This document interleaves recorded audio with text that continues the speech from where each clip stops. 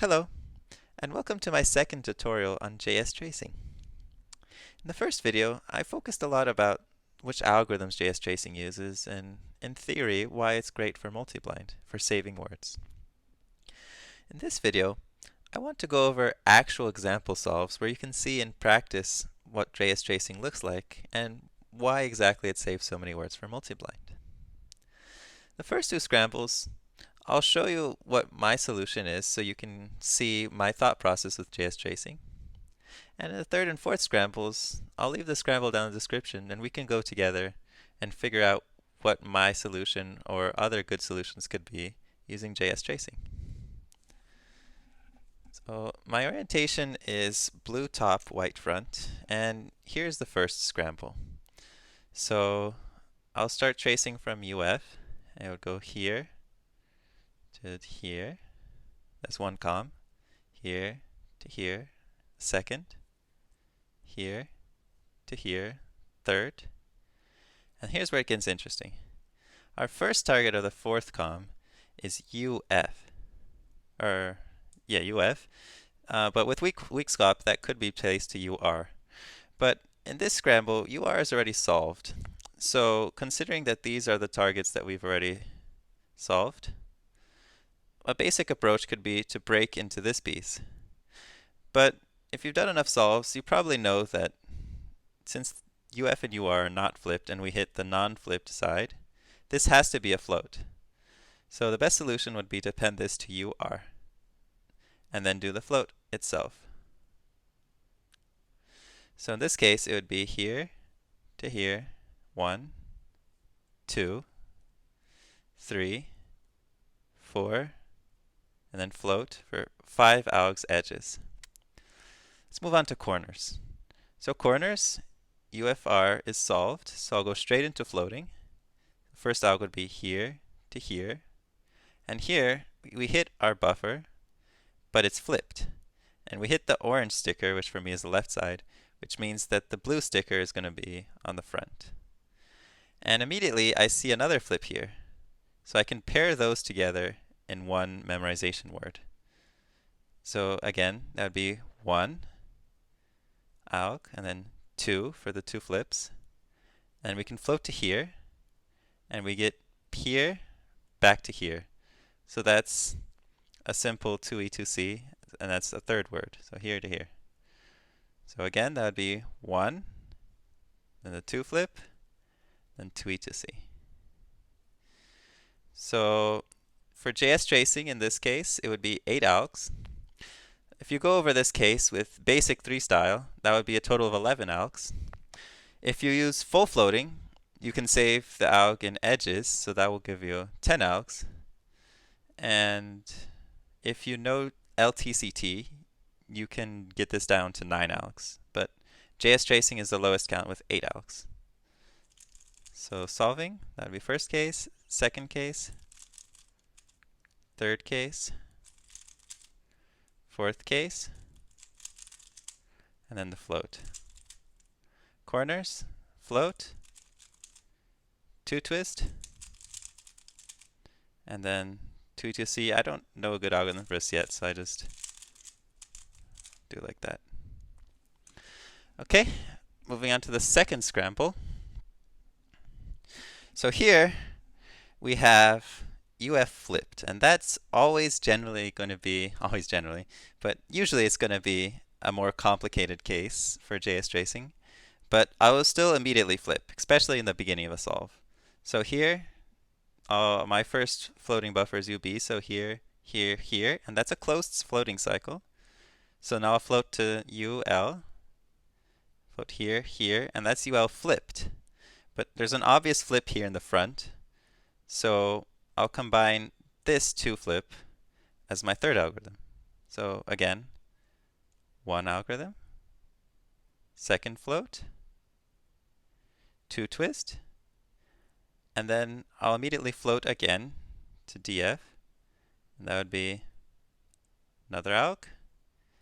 And then here, we hit our buffer, but on the flip side of the buffer, which means we have what is called a 2E2E prime, or a 2E2E but with flipped edges. And so I would memorize that here, which is the dominant piece, and here, which is the buffer dominant piece, which is the piece we landed on. If you want to know more about what dominant pieces are, I talk in depth about that in my previous tutorial, so feel free to check that out. So a quick review of edges. One floating com from UB, another floating com from UL, two twist, another floating com from DF, and a 2e prime.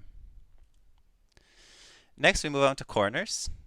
Again, UFR is flipped, or twisted, sorry, and immediately that means it's going to be a more complex JS tracing case, almost always. But I'll still immediately float. So here, it's a first float from UFL. And then here we hit our buffer. So that's going to be a T2C. Basically, T2C, if you don't know, it's basically a 2E2C, but the two corners are twisted and the buffer is also twisted. So again, one alg, the second alg, then I'll float to here, and that's conveniently another floating cycle. So that's a third alg. So one more time for corners. One alg, here to here to here, another alg, T to C, another alg, floating from UBL. So this scramble is actually very bad for basic 3 style. This is a 12 alg case for basic 3 style. And for full floating, it doesn't get much better. This is an 11 alg scramble for full floating. We can only take advantage of this pure float. Of course, you can bring that down to 10 if you can do this float with the 2 twist. So this goes from 12 algs with basic 3 style to only 8 algs with JS tracing. So this is a case where JS tracing really will save a lot of algs.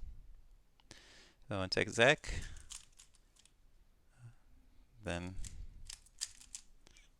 oops, ignore my finger tricks. I don't have the best finger tricks, but, and then the 2e prime, which this is a great case actually, to set up to here. And floating. Then T to C, this is also a great case. And the last float. Okay, for the third scramble, the scramble is in the description, and here we have it. So again, UF is flipped, so not the best sign. And in this case, I'll give you spoilers. JS tracing, full floating, or basic 3 style, they're all the same for edges. We're going to get 6 algs. So what I would do is I would immediately float with JS tracing. So it'd be, I'd float to UB in my case. So 1 alg, 2, 3, 4, 5, and then that's a flip on my buffer. So the 6th alg would be a flip alg. That's what I would do for edges. So nothing special there.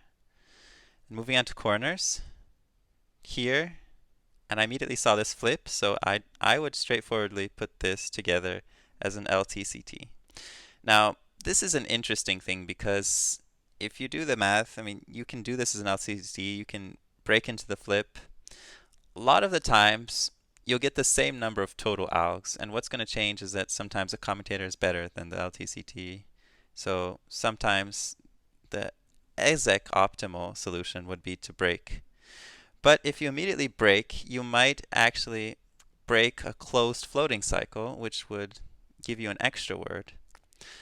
You could backtrack to solve that. So if you found out that, you have a floating cycle, you could backtrack and then close that floating cycle and then maybe go to LTCT. But backtracking is something that I found not to be worth it because it takes a lot of mental energy, and especially for multi-blind, at least for me, when I usually make very linear stories. As soon as I memo, I start making links. So backtracking is bad for me in 2 ways. One is that I have to erase the links that I already made, and 2 is I have to remake links. So it's a very time-intensive thing that I haven't found worth it for multi-blind in general. So that's why I would immediately go to the LTCT. But again, it's not always going to give you the exact optimal solution. So it's something to keep in mind. But in this case, I would do the LTCT and then float to here. Luckily, that was the right decision in this case, because UFL is a closed floating cycle. And I'd float to here, which is my next floating buffer. And in this case, we have another T2C. So again, LTCT, floating cycle, and then T2C. So solving that first for edges. I'll go faster on this one since you have the scramble as well.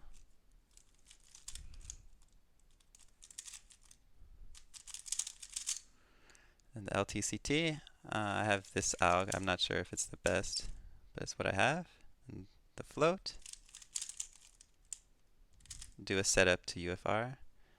And then the T2C case. I'm still not very good with T2C cases, so forgive my bad exec, but that's the case. Okay. For the last scramble, again, scramble is in the description.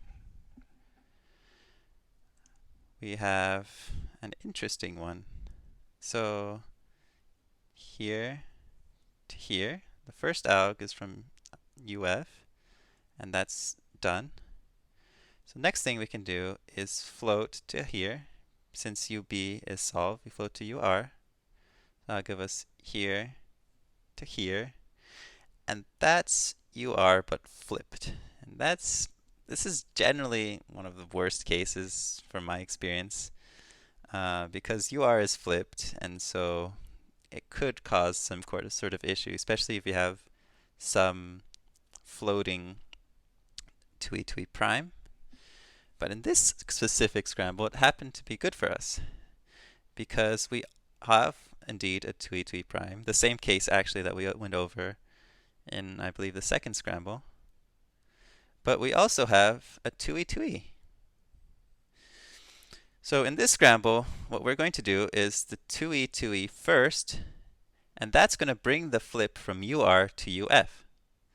And that's perfect for us, because now that the flip is in UF, our 2e prime is going to flip these back, solving the UF flip at the same time.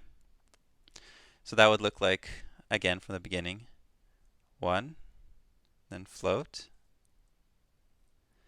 and then 2e, and then 2e prime. For corners, we have here to here. And while I was tracing here, I saw this flip, so here, and conveniently we saw the flip, so I'll go straight into the flip. It's LTCT, and then one more flip, and we're done. So in this case, it's 10 algs for basic 3 style, 8 algs for full floating, and 7 algs for JS tracing.